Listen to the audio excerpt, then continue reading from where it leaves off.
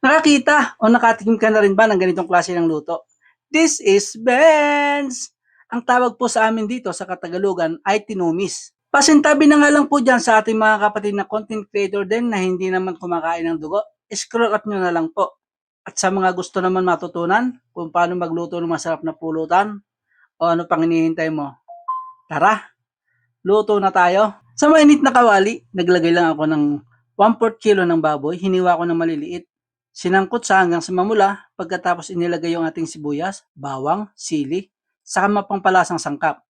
Tapos kung malambot na, ilagay naman natin yung ating ginadgad na papaya o yung kinayod na papaya mga kap. Tapos ilagay naman natin yung ating dugo. Yes, dugo po ang ginamit natin. Dapat may gata pa po yan, kaya lang kinapos na ako sa oras.